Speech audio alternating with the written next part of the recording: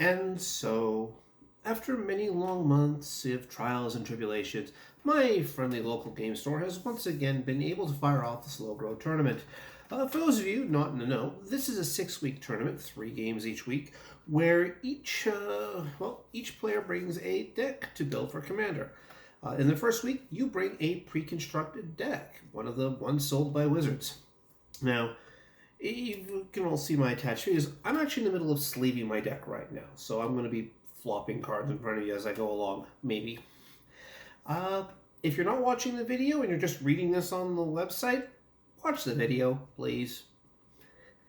Anyways, each week, players rack up points based on their positions at each table. You get 4 points for coming in first. You get 1 point for coming in fourth. There's bonus points for beating up people with commander damage. Loss of points for coming out with an infinite combo, that sort of thing. Between each week, each player can change up to 5 cards in their deck. And which way are you? There we go. Where was I? Each player can make up to 5 substitutions in their deck, which is to say that they could take out up to 5 cards and put in up to the same amount. Still gotta follow the deck construction rules and all that for sort of fun stuff. You keep doing this for each week up until week 6, where you've made up to 25 changes in your deck. Some decks don't take that long. Some decks do, because they keep being tweaked as you go along. And of course, the winner at the end of the 6 weeks gets a nice big flashy prize, and not just for winning each day. So, anyways, I sort of promised I'd take Teferi Temple Archmage out for a spin and stomp on people with a high tier deck. I mean, seriously, Teferi Temple Archmage, the precon, it has Cyclonic Rift in it. Really. But, I was gently reminded that winning via infinite combo, because of the inevitability of the fact that by week 2 substitution will be Chain Veil, Rule of Invention, Mystical Tutor, and a couple of other cards, and basically go, oh yeah, by the way, here's my infinite combo, I win, have a nice day. That will get me 1 point, period, even if I won. Which would, not serve well for a guy who wants to try and win this tournament all told.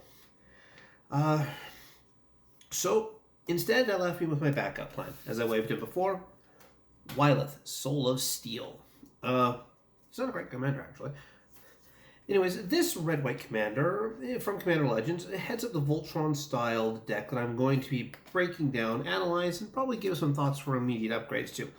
But before I talk cards, let's talk the deck itself. Consisting of 11 creatures plus the commander, 40 lands, 20 artifacts, 4 sorceries, 6 enchantments, and 22 instants, the Arm for Battle pre-constructed deck was a Commander Legends product that embraced the archetype that was in that set for red-white, and the theme was its Voltron stylings. Yes, I'm saying these things repeatedly. Anyway, for those not in the know, Voltron is not a card in Kamigawa Neo, okay? Yes, Mech Titan is Voltron, is the Megazord. It's not Voltron the archetype. It's its own awesome reference. Now we just have to wait for a JoJo's reference, because we've got everything else in this set. Anyways, Voltron is a deck archetype that looks to focus on a single creature and improve its power to the point where it can reliably one-shot an opponent through damage. In Commander, this often means aiming for the 21-point commander damage limit on opponents. And of course, with Wyleth starting at 2 power, that's an extra 19 damage in one shot. Now, to do so, you often need equipment and aura enchantments, and a good strong focus on how you want to deliver the damage home. There are a few solid choices for Voltron, as I've covered this deck archetype in the past, and I've mentioned Geist of St. Traft, Elsha of the Infinite, and Valduk Keeper of the Flame, all as good choices. So it's not like there isn't a choice involved here when you're running Voltron, that sort of thing. The problem is that Commander is a game with a deep and abiding flaw to it, one that's not going to go away anytime soon. And that is... Wait, did I just skip over? Yes, I did skip over. Sorry. You know what? Voltron has a problem of not being a Commander format, because Commander is a combo control format. It is a game that specializes in comboing out with your pieces because you just fetch them from your deck, which is against the themes of Commander, and you just go off on your infinite turn, take 10 minutes to do your thing, and everybody else just pulls out their phones and watches this video, because that's what you're going to do, right? Please? Seriously, I don't think anybody in town watches me. Anyways, where was I? Now, fortunately, with this is that all of my opponents are going to be running precons as well. So it means I'm not going to be facing down tuned decks right off the top of the bat. I mean, yes, I know one lady is going to be pulling out her only commander deck because it is a precon that she's modified a few times, which is going to be Estrid. Another person is going to pull out Marin of the Clan Telneth. At least 2 people are going to pull out a Tarka because fuck New Phyrexia. Pardon my French, but no, seriously. Everything that touches dies. Needs to die. Anyway. But, so I'm running the Commander Legends precon, so because I could. Of course, this also means that people are complaining that, because the tournament starts tomorrow on the 4th, well, people aren't going to be able to play the Commander precons, starting with getting the pilot, Shinji.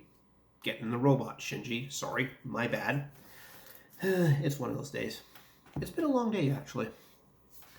Now, fortunately, because everybody's running precons, there are going to be these quick wins, which actually gives me a chance to try and come in second, maybe even third place, because, let's face it, if you guys watch me play, you'd realize I'm pretty damn unlucky. Also, I don't run tier 1 decks. So let's talk the cards themselves. First of all, let's talk the Commander Wyleth. 1 colorless, 1 red, 1 white for a 2/2 trample, and whenever Wyleth Soul of Steel attacks, draw a card for each aura and equipment attached to it. He's also a legendary creature, Human Warrior. So, in theory, he swings, he hits, he draws cards. What's there to not like? Lots, actually. I'm not really sold on him, and while he is card draw, the problem is that it's limited to just the commander himself, and then the number of auras and equipment attached to him, which runs us into the deck's first problem. Namely, that there is a grand total of 19 examples of this in the deck. Now, this might seem like a good number, or something along those lines, but these are not all that good. The cheapest one, for example, is Blood Splitter, and they get more expensive from there in terms of mana costs. And in a Voltron deck, mana is tight. And honestly, if I wanted to run a Voltron card draw deck, I'd run Sir Gwyn, Abzan? Mardu Commander, red, white, black from Throne of Eldraine, who's basically, whenever your guys swing, the more people you swing, the more cards you draw. Of course, they have to be enchanted or equipped, but it's a night deck. It was the one weak one from Throne of Eldraine in terms of Brawl. You see, one of the things that holding Voltron deck back to the commander level is the expense and all-inness of the cards in question. Everything goes on Wyleth so he can swing and draw cards. Look, I know that my opinion might change the first week's games, but I don't like the curve of equipment in this deck. There's just something off about it. Ring of Halkas, Ring of Thune, Swiftfoot Boots. I'm concerned about the time and mana that would be spent casting and equipping equipment isn't going to work in the long run. What I'm trying to say is I've already decided a few things I'm going to be switching out. And for one of those things is going to be putting in cheaper equipment. I'm going to name a few later on. But I just want to say that in a Voltron deck, cheapness is important. Big and splashy may be fun, but when it costs 2 and equip 4, legendary creature comes into the battlefield and control, you may attack, auto attaches to your commander or whatever. Still, it's not cheap, some of these cards. Well, what I'm trying to say is that I've already decided what I want to do. And before I want to get to that, I want to address the metaphorical elephant in the deck list. Now, you may have heard me list off what's in the deck. And you may have noticed something odd for a deck that's all Voltron, that's supposed to be about making your commander big and smashy and smashing faces with your commander. That is, why are there 22 instants in this deck? Now, to that, seriously, why? But to that, I have a couple of different answers, I think. First, is that one is inside the deck and the other is outside of it. Now, I'm going to ignore the fact that... son of a bit. Original Ravnica Boros. Because I could. Sorry, I'm also flexing a little bit with this deck. I'm pulling out original printings when I can. Where was I? Yeah. Now, part of it is that there's 22 instances in this deck. And the inside... Sorry, there's actually a meta answer first. The first meta answer is that Wizards tries to pretend to build their decks so that they're... so that players can take their decks in different directions. And one of the weird things about Voltron, or this deck archetype, is the heavy instances involved. And there's a lot of stuff there, and I don't think it's doing what the players want, or what the deck itself wants. I mean, I would run that sort of thing in a Killian deck, for the most part, for example. But, I mean, I'm looking at it, and I don't like these choices that went into it. Really, I think that the big thing was that they wanted to include a Sunforger package in the deck. Yes, original Ravnica printing. I'm flexing. Now, Sunforger, for those who didn't bother reading the card, is a 3-cost equipment that equips for 3. Equipped creature gets +4/+0. For a red and a white unattached Sunforger, search your library for a red or white instant card with a converted mana cost 4 or less, and play that card without paying its mana cost, then shuffle your library. So, you could get Wear and Tear, for example, as an option, for the grand total cost of 5. Or Boros Charm. Same problem. Part of the problem with Sunforger decks is that you have to be able to get Sunforger. And this deck only has one card that goes looking for an artifact, and that is Relic Seeker. And that requires you to draw Relic Seeker. It's a creature, by the way. 1 colorless, 2 white. You cast Relic Seeker. You keep Relic Seeker around for an entire rotation of the board. You then swing at an opponent with Relic Seeker, who's, by the way, only a 2/2. And then, if Relic Seeker deals damage, it becomes renowned. Gets a +1/+1 counter on it.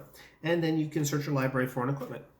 You go grab Sunforger. And then you have to go through the trouble of casting Sunforger, equipping Sunforger, paying for the Sunforger. Look, okay, the Sunforger is a good card. I'm not going to argue with this. It sucks in this deck because there's no support for it.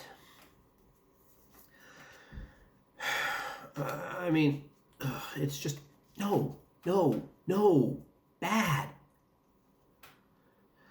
There is a place for these sorts of cards. There is a deck where you would take all these instants and sorceries, and half of them don't even matter, and run them in a Sunforger and go and cheerfully cast them all day long.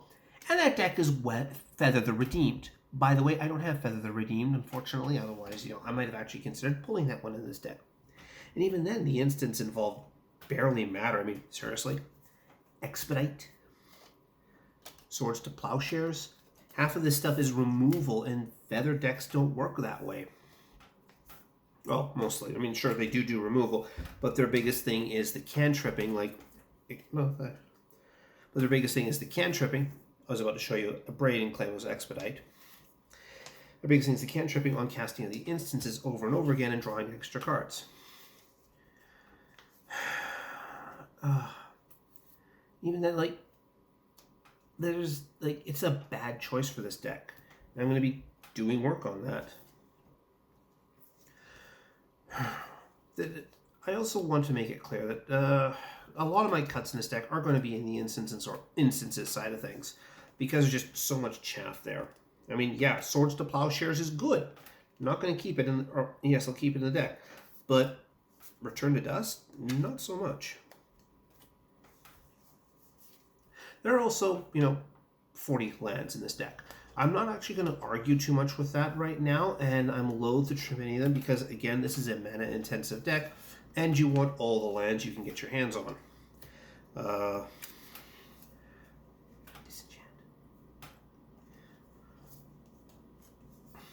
So honestly, I'm not really going to be messing around with the lands. I mean, yes, if I have a chance, I'm going to optimize a little bit. I've got a Battlefield Forge and a Sacred Foundry that's just waiting to show up. But there's already a Slayer's... what is that one again? Slayer's... Nope, not Sunhome. Where did I put it? It's in here somewhere. Don't you just love watching me boggle my way through this? There we go. Slayer Stronghold. Good card for this deck. Not going to argue with it. I mean, I might want to trim some lands down later on, depending on how I affect the mana curve with later cards. But yeah, for now I'm just going to go 40, and I'm probably not going to drip below 37. But I do have a checklist of things that are going to go in. I need more removal, preferably in white. As it's direct removal, I don't want to risk red's burn not being big enough. I'll also need more equipment and aura fetchers, including, Axe Guard Armory. Oh, hey, that's a land. Fire Class is something I'm going to have to buy. Forging the Tridite Sword, I don't have to buy. And Open the Armory, which fortunately I think I pulled in my box of Legends. I'll need better equipment, from Shadow Spear to Embercleave. I was seriously considering God's End, but then, talking with people and realizing, wait, no, God's End doesn't really stop commanders from being cast, because that's a thing. So I'm probably not going to include God's End, even though I want to. Really? I'm done with this already? Okay, time to battle on. Slow grow is not a fast thing. Slow grow is not a fast format in terms of setup. It's not a fast format in terms of execution. And because everybody's starting out with precons, the power level is all over the place from 4 to 7. Or 9 if you're running Teferi. What I'm hoping to do is not win per se, but rather second place my way to victory. If I can reliably come in second at each table, I can get to the point where my accumulated second placeness is enough to make me first overall, because I don't have the thirds or the fourths to really end things out. At least that's the plan. Seriously, this deck has wide removal, and it's freaking... Okay, Winds of Wrath is a thing. I'm going to keep Winds of Wrath because, enchantments. But honestly, there's just... some of the stuff in here is just so ridiculous. Who built this deck? Wizards did, obviously. I'm going to try. And over the next 6 weeks, you guys are going to hear more about my deck, how I've been winning and losing, hopefully more winning than losing, being awesome, seriously, is awesome, and how I'm changing the deck to correspond with that. I hope you'll all pay attention to that, and I hope you'll give me some feedback on what I'm going to be doing and doing wrong horribly. I'm sure some of you are probably going to look at the deck list and go, but Barry John, you should be keeping such and such cards, and the Sun Forger is awesome. Well, yeah, the Sun Forger is awesome. It's that its output sucks. Seriously, it does. Not even a freaking Lightning Helix. Or a War Master's Helix, for that matter. Very important.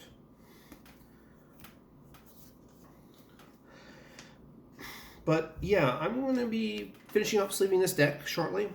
I'm going to be prepping for tomorrow's game. And I'm going to try my best, because that's the sort of thing I do. I hope you'll join me next week when, well, Kamigawa is going to be pretty much there. And I'm not and I've been really trying to do something for Kamigawa. But unfortunately, every time I try, I wind up with a case of other subject comes up. But thank you for watching my rambling and watching me sleeve my deck. I'm almost done here, Oriscos Explorer. I hope you'll continue to watch me as I put out these once-a-month videos, and if you have any suggestions or whatnot, feel free to mention in the comments below what sort of subject you want me to cover, and hopefully I'll be able to cover it. Of course, donating to my Patreon is always fun, because cards get expensive after a while, possibly, and I would like to buy more cards.